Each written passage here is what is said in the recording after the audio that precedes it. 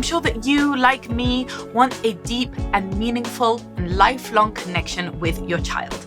And the trendy parenting advice today to get that meaningful connection is to play with your child, to get down on the floor, to kick a ball around, to build the towers, to pretend to be the mermaid and the princess, and to enter into that imaginary world with them, right? Well, as you may already know, I am a big advocate for independent play. And one of the reasons is because I find that type of child's play honestly boring. I don't want to play on the floor with my kids. I've got better stuff to do. I was a kid. I did that when I was a kid. And I'm not particularly good or fond of all the imaginary play. Now, there are certain types of play that I enjoy. I like building with magnetiles. I like creating little worlds, sure. And once in a while, I'll do that. In fact, I advocate that if parents want to play with their children, if they have the heart space and the desire to do so, then absolutely you should go for it. But I also advocate very strongly for independent play. In fact, I've written a whole book about it. It's called Reclaim Play, and you can get your hands on it on Amazon, so make sure to check that out. But today, I actually want to share with you 10 ways that you can connect deeply with your child without playing with them. If you, like me, don't want to spend hours sitting on the floor, there are other things that you can do to build a strong and lasting relationship. And these are the 10 things that I do with my 5 children. Welcome back to Hi Fam. I'm Avital. Make sure that you are subscribed by hitting the subscribe button and the notification bell. And please hit the thumbs up if you find this video useful. Now, I would love to hear your key takeaway in the comments below. So let's get into these 10 ways to connect to your child without play. Number 1. Really overlooked but highly powerful tool is eye contact. Yep, we're looking at bonding behaviors, the types of things that we do naturally when we want to bond with a newborn or when we're falling in love with our partner. This is the type of thing that people do, and they do so instinctively when they're establishing and creating a brand new and powerful bond. And the chemicals that are released, the oxytocin and the serotonin and all sorts of chemicals that bond us and create that love, warm, fuzzy feeling are driving us to behave in automatic ways that increase bonding. Now, we can use those bonding behaviors in reverse as well. In other words, you reverse engineer the bonding. You want to bond with someone, you behave through bonding behaviors. So one of the first and most powerful ways to do that is by eye contact. If we are doing that more naturally and more often and for longer stretches of time with our newborns, that's something that naturally wanes with time. As our children grow up, they're looking all around, we're looking all around, we're less fixated and focused on them, and we're less needing to be because we don't have to protect them quite so much. And so as they become verbal, they also communicate using words and less need to fixate on their face and understand their expressions and their eye contact. But if you want to bring back that feeling of deep connection with your child, make more eye contact with them. Make sure that when you're tucking them in at night, you look into their eyes. Make sure that when you're sharing a meal together, you actually look at them as they're talking to you. Make sure that you have that eye contact. As they say, the eyes are the window into the souls. And spending more time really gazing into each other does create those feelings of bonding and connection. And this is a really low investment, low time investment way to spend that time really connecting with your child. You can do it just a few seconds a day is incredibly powerful elixir for connection. Point number 2 is physical touch. So similarly, as we bond with our babies by touching them, stroking them, holding them close, those are those soothing behaviors that really bond people together. In fact, there's a lot of really interesting research about how even just a casual brush of the hands with a stranger somehow creates more of a bias towards them and more of a connection with them, because physical touch is incredibly powerful. And so again, as our children grow up a little bit, we start to touch them less. They run around on their own. They get things on their own. They don't need to be held as much. And that is something that actually can loosen our connection. So even with a teen, an adult child, having more time where you're hugging them, where you're holding them, where you're holding their hands, where you're stroking them, where you're holding their faces, those are the types of things that are going to create that deep connection. And that can be a really, really pleasurable, beautiful, amazing way to connect. So even if your child doesn't need you to hold them anymore, doesn't need to sit on your lap anymore, maybe doesn't seek it out because they're so busy doing other things, maybe you have a time of day like early in the morning where you're snuggling, or you invite them onto your lap, or you invite them to touch you, or you give them a massage. You do something that makes sure that you have that skin-to-skin contact. Number 3 is conversations. Some children are really chatty and they love to narrate and dictate and tell us everything that they're doing. And they just want to share things with us again and again. And that can sometimes become a little bit grating. Mommy, mommy, mommy, look at this. Let me tell you this. Let me tell you the other. And it can become a little bit irritating. Other children are much more quieter and they're in their shell and they're not really expressing that much. And obviously it depends on their ages and stages of development, etc. But the point I want to make here is becoming an active listener is a very connecting way of behaving with a child. We don't necessarily have to get down on the floor and play with them.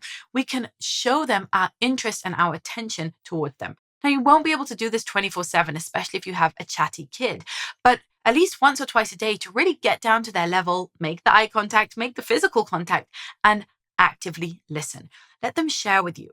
Let them share with you in a way that they can see you're following, you care, you're giving them your attention and your focus. This is something that we all crave. Active listening is an incredibly potent healing energy in any relationship, and it actually usually solves most of the problems in and of itself. Like when there's a conflict that arises, just listening to the person allows us to solve it in many ways. Like 80-90% of it is just listening and letting them get it off their chest. So give your child that gift of being the person who listens to them throughout their childhood. Maybe you can think back to your own childhood and think, did I have anyone who listened to me?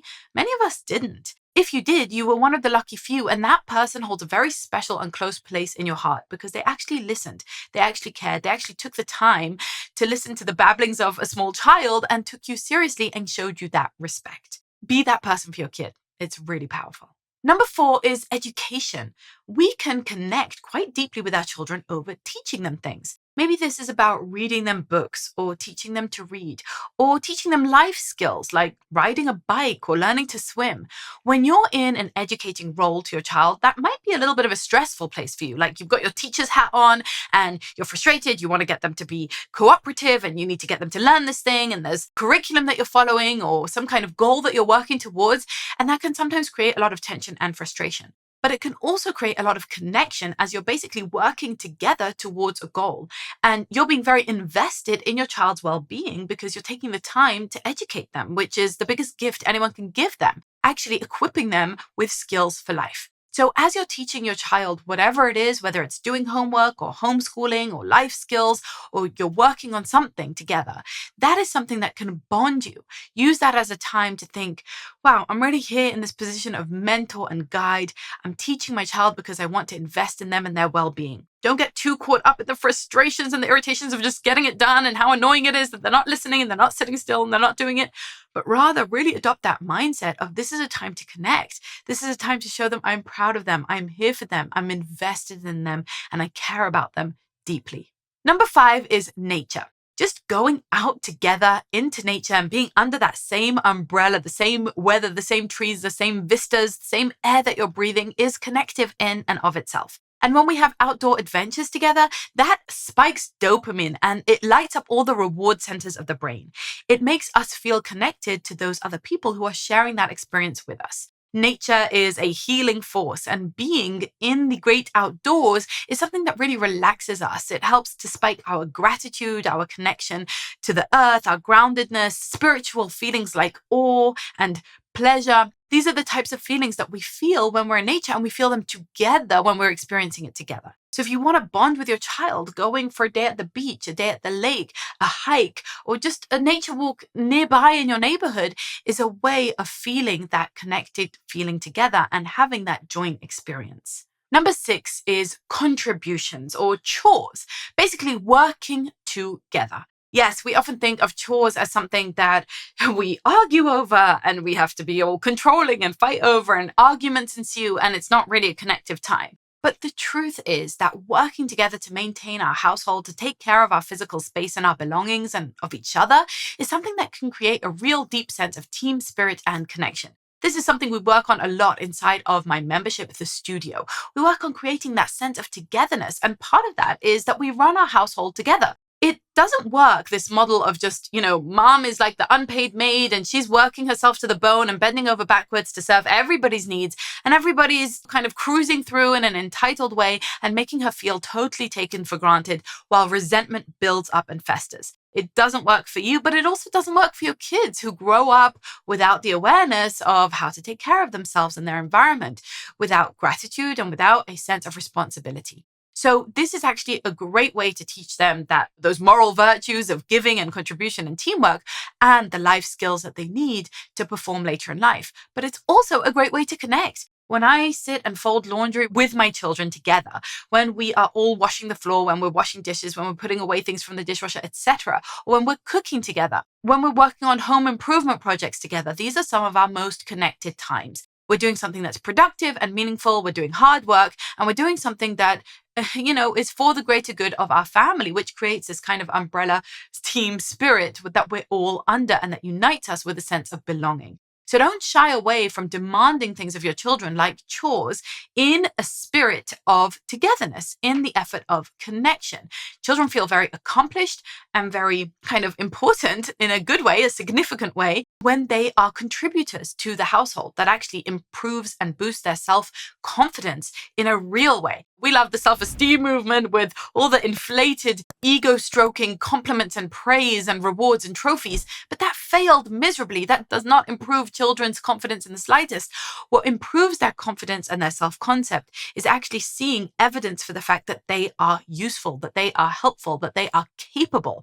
And when we do chores together, when we work on our household together, that is something that gives them that gift and gives you all the gift of feeling connected. Number 7 is entertainment and experiences. Simply having fun together. Of course, going out to see a movie together or going on a family vacation are things that connect us because joint experiences create a sense of joint narrative and they give us something to talk about and to discuss and to remember and to think of as ourselves enjoying together, like a unit that has all experienced this uniting experience. So that's why family vacations are very powerful, or just family fun days, or even any traditions and rituals that we celebrate together.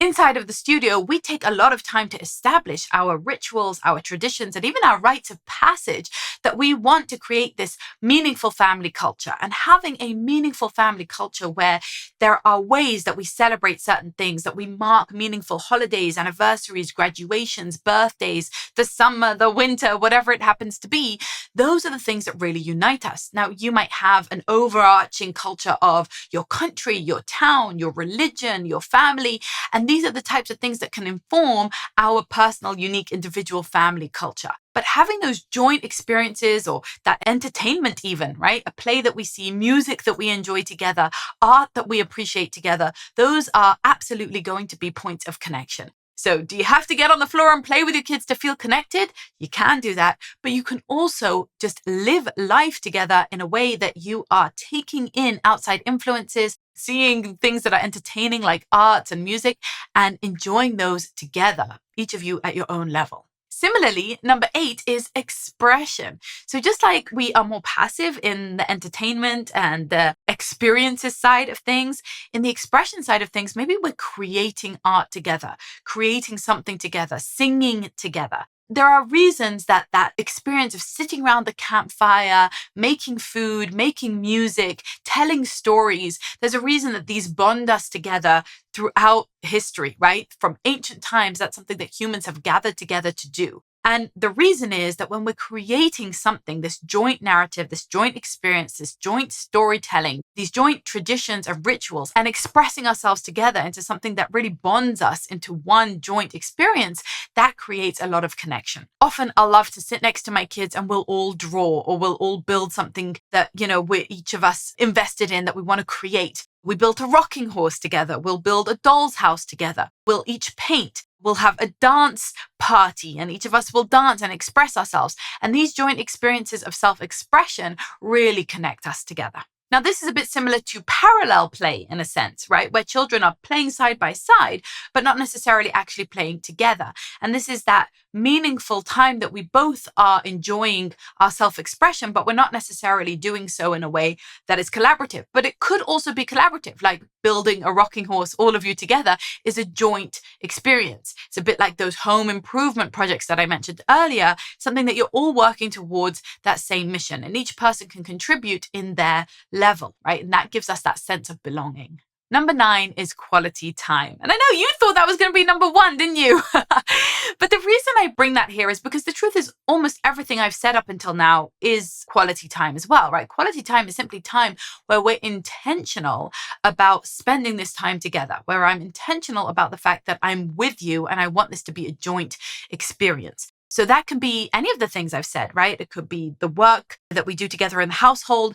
It could be joint experiences and traditions and expressing ourselves and all sorts of things. Even just that eye contact and the physical touch, that's quality time together. But there could also simply be quality time that is more passive, where we're each in each other's company, but we're not interacting and we're not trying to build something together or express something together or experiencing something together, but I am energetically connecting to you. Maybe you've had this experience where you're sitting in a hammock and everybody's relaxed and you're reading a book and your child's playing next to you, and you just have that kind of vibe, that kind of feeling of togetherness, even though you're not speaking it or expressing it in any way. It's that passive quality time. So a lot of parenting gurus will talk about special time, where you're sitting there and you're focused on the child and you're playing what they want you to play, and they're directing you and telling you how to act and telling you what to do, and you're just doing what they want, and your eye contact is on them and your attention is on them and you're not distracted. And that's that special time kind of format. Here I'm talking about a much more relaxing, there's a place for special time for sure, but I'm talking about a much more relaxing, passive format